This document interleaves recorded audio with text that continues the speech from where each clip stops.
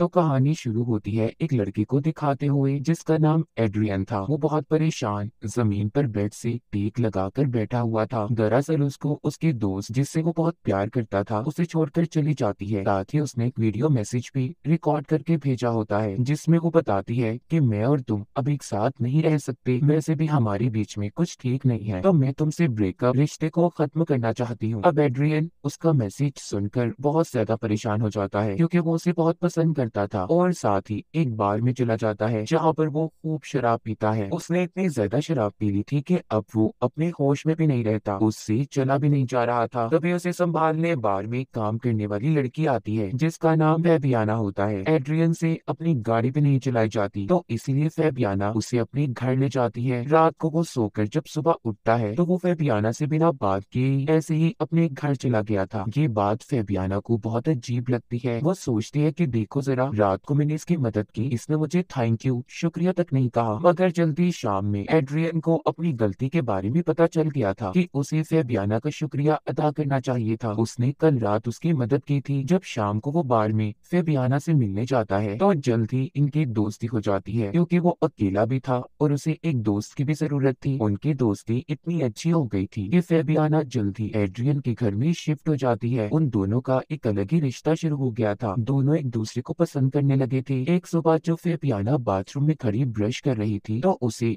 Wash basin से किसी की आवाज आती है। जब वो कान लगाकर सुनने की कोशिश करती है तो उसे कुछ समझ नहीं आता। जब फैबियाना नीचे आती है तो नीचे टेबल पर कुछ सफ़ों को बिखरा हुआ देखती है। जब वो उन्हें उठाने ही लगती है तो तभी एड्रियन आ गया था जो कहता है कि प्लीज इन सब चीजों को हाथ मत लगाना। इतने ही देर में दरवाजे की बेल बजती है। जब ये देखते हैं तो बाहर दो पुलिस ऑफिसर आई थी जो एड्रियन की पहली दोस्त के बारे में पता चलाना चाहते थे जो 2 दिन से गायब थी। उन ऑफिसर्स को एड्रियन पर शक था कि कहीं इसने उसे मारकर घर में छुपा न दिया हो। मगर एड्रियन उन्हें अब उसका वीडियो मैसेज दिखाता है जो इसकी दोस्त ने इसे भेजा था कि वो उसे छोड़कर जा रही है। ये देखकर ऑफिसर उसके घर से चले जाते हैं। अब इन दो ऑफिसर्स में से एक फैबियाना का दोस्त होता है। वो उससे कहता है तुम्हें क्या इस आदमी के साथ रहकर सब ठीक लग रहा है? उसकी पुरानी दोस्त को गायब हुए सिर्फ 2 ही दिन हुए हैं और तुम्हारी उससे कितनी अच्छी दोस्ती हो गई। हालांकि एड्रियन उसे बहुत पसंद भी करता था। तुम इस आदमी से जरा बचकर रहो, मुझे कुछ ठीक नहीं लग रहा। फैबियाना भी ये सब बातें सुनकर सोचने लगी थी मगर एक तरफ उसके दिल में लालच होती है। वो एड्रियन की तरह ही अमीर, हैंडसम, खूबसूरत लड़का चाहती थी जिसके साथ वो रही और सारी जिंदगी गुजारी। इसलिए चाहे जो भी कुछ भी कहे वो एड्रियन के साथ ही रहने का फैसला करती है। अब कुछ दिन ऐसे ही गुजर जाते हैं। एड्रियन के घर में फैबियाना के साथ कुछ अजीब बातें होने लगती हैं। एक दिन जब वो नहा रही थी तो शॉवर से एकदम से गर्म पानी निकलना शुरू हो गया था। इससे उसका जिस्म भी जल जाता है।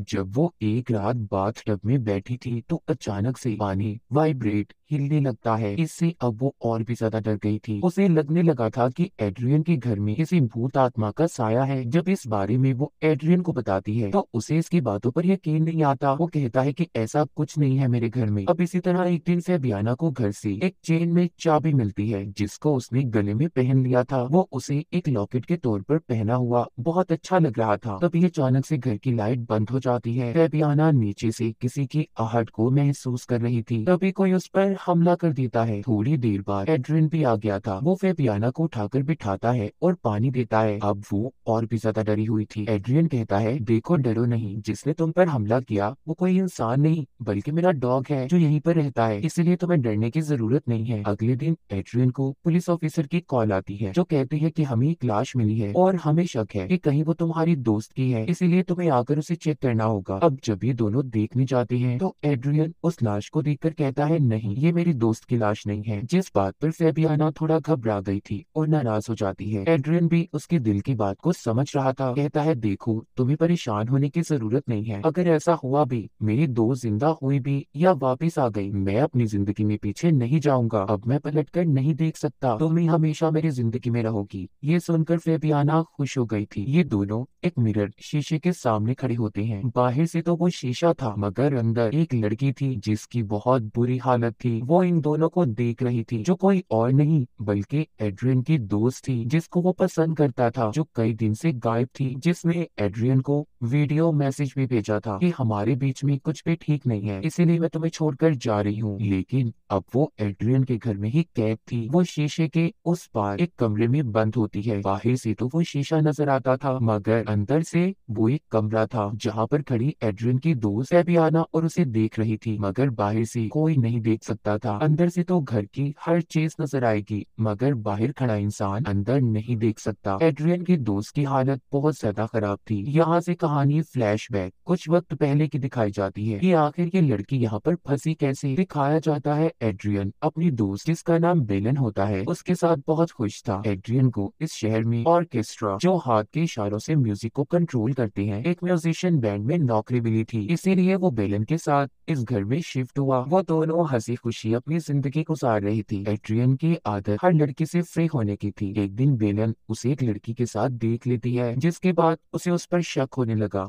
वो एक दिन बैठी चाय पी रही थी तो उसके पास एक लेडी आकर बैठ जाती है जो कि उसके घर की मालकिन थी जहाँ पर दोनों रहा करते थे। बेलन बहुत दुखी होकर उस लेडी को बताती है एड्रियन मेरा भरोसा तोड़ देता है, हालांकि मैं उससे बहुत प्यार करती हूँ। मुझे दुख होता है जब मैं उसे किसी और के साथ देखूं। ये सुनकर वो लेडी कहती है तो इसमें परेशान होने की क्या जरूरत है, तुम अपने प्यार को टेस्ट कर सकती हो। चलो मैं तुम्हें एक चीज दिखाती हूँ। वो बेलन को घर की सबसे बड़ी कमरे और अलमारी के साइड पर चाबी लगाकर एक दरवाजा खोलती है जिसके पीछे एक खुफिया कमरा था। उसकी हालत तो अच्छी नहीं थी, पर एक आदमी के लिए हर सहूलत वहाँ पर मौजूद थी। वो लेडी बताती है कि मेरे हस्बैंड आर्मी में थी तो इसीलिए उन्होंने अपने लिए ये खुफिया कमरा बनवाया। तो अगर एड्रियन के प्यार को टेस्ट करना चाहती हो तो तुम मुझसे अपना रिश्ता खत्म करके इस कमरे में 2 या 3 दिन तक रह सकती हो। इससे तुम्हें पता भी चल जाएगा कि वो तुमसे प्यार भी करता है या नहीं, उसे तुम्हारी कितनी परवाह है। बेलन को ये आइडिया बहुत अच्छा लगता है। वो अब अपने सारे सामान को पैक करके एड्रियन के लिए वीडियो मैसेज रिकॉर्ड करती है कि मैं तुम्हें छोड़कर जा रही हूँ, और आकर इस कमरे में खुद को बंद कर लिया। मगर कुछ देर के बाद ही बेलन को याद आता है कि जिस चाबी से ये दरवाजा खुलता है वो तो बाहर ही रह गई। बेलन बहुत ज्यादा परेशान हो गई थी। अब वो जल्दी से फोन करके एड्रियन को बताना चाहती थी, मगर फोन में सिग्नल्स भी नहीं थी। अंदर से तो बेलन खड़ी सब देख पा रही थी। वो एड्रियन को बहुत आवाजें भी देती है, मगर ना तो उसकी आवाज बाहर जाती है और ना ही वो उसे देख पा रहा था। बाहर खड़े इंसान को सिर्फ शीशा ही नजर आता है। बेलन अंदर पूरी तरह से फंस चुकी थी। एड्रियन जो कि बाहर बैठा था उसे याद करके रो रहा था, और ये वही सीन था जो हमने कहानी के शुरू में देखा। मगर एक दिन के बाद ही एड्रियन को फेबियाना मिल गई। ये देखकर तो बेलन और ज्यादा दुखी होती है। वो सोचती है कि एड्रियन तो मुझसे बहुत प्यार करता था, तो मुझे ऐसे धोखा कैसे दे सकता है। मुझे तो लगा था कि मेरे गायब होने के बाद उसे मेरी बहुत परवाह होगी, मगर ऐसा कुछ भी नहीं हुआ। तो एड्रियन की दोस्त बेलन इस तरह यहाँ पर कैद हो गई, जो अब तक ऐसे ही रह रही है। तो कहानी दोबारा से प्रेजेंट मौजूदा दौर में आती है। बेलन अंदर से सब कुछ देख पा रही थी। वो फेबियाना को देखती है जो सुबह को उठकर बाथरूम में ब्रश करने जाती है, जिसे फिर से वॉश बेसिन के सुराख से आवाजें आ रही थी। और यहाँ पर अब हमें पता चलता है कि वो आवाजें किसी और की नहीं बल्कि बेलन की थी, जो अक्सर ऐसे ही बोलकर फेबियाना को परेशान किया करती थी, क्योंकि एड्रियन की जिंदगी में उसकी जगह फेबियाना ने ली थी। वो ऐसे ही उसे तंग करने के लिए बाथरूम के पानी को कभी ठंडा करती कभी गर्म। इन सब बातों से फेबियाना तंग आ गई थी। वो एड्रियन को बताती है कि तुम्हारे घर में भूत है, तुम समझते क्यों नहीं बात को मेरी। मगर एड्रियन को उसकी किसी बात पर यकीन नहीं आता। एक दिन फेबियाना जब घर पर अकेली थी तो वो वॉश बेसिन में पानी भरकर कहती है कि बताओ मुझे तुम कौन हो, तुम क्या कोई आत्मा हो। दूसरा सवाल वो करती है, या फिर कोई इंसान। तभी पानी वाइब्रेट होने लगता है। हम देखते हैं कि उसी खुफिया कमरे में बेलन पानी के पाइप पर जोर जोर से किसी चीज को मार रही थी, जिससे पानी वाइब्रेट होने लगता है। फेबियाना को इस बात का अंदाजा हो गया था कि इस घर में कोई इंसान है जो मुसीबत में फंसा हुआ है, जो उसे देख सकता है। अब जब वो कमरे में जाती है तो उधर एड्रियन का डॉग था जो शीशे को खोलने की कोशिश कर रहा था, क्योंकि एक वही डॉग था जो जानता था कि बेलन इस शीशे के पीछे फंसी हुई है। उसे ये सब देखकर ये पता चल गया था कि एड्रियन की दोस्त इस शीशे के पीछे फंसी हुई है और उसे मदद की जरूरत है। इसके बाद जब वो कमरे में अलमारी चेक करती है तो उसे एक लॉक मिल जाता है जो एक चाबी से खुल सकता था। उसी चाबी से जो जो इसने गले में लॉकेट समझकर पहनी थी। जब ये उस चाबी को लॉक में लगाने ही लगती है तभी रुक जाती है। इसके दिल में भरे लालच ने इसे रोक लिया था, क्योंकि ये इस बात को जानती थी कि एड्रियन जैसा अमीर लड़का अपने पुराने प्यार के आने से इससे दूर हो जाएगा। इसीलिए ये दरवाजा नहीं खोलती और उस कमरे को ही बदल देती है। जब एड्रियन घर आता है तो वो अपना कमरा बदला हुआ देखकर काफी हैरान भी होता है और कुछ पतला पतला भी था। फेबियाना को उसे देखकर ये लगता है कि वो अपने दोस्त की वजह से परेशान है। अगली सुबह फेबियाना का पुलिस ऑफिसर दोस्त घर पर आता है, जिसने इसे पहले भी एड्रियन के बारे में बताया था कि वो अच्छा इंसान नहीं है। वो फेबियाना को लाकर एड्रियन की लड़की के साथ तस्वीरें दिखाता है, जिसे देखकर फेबियाना भी अब समझ गई थी कि एड्रियन अच्छा लड़का नहीं है। वो अब दोबारा से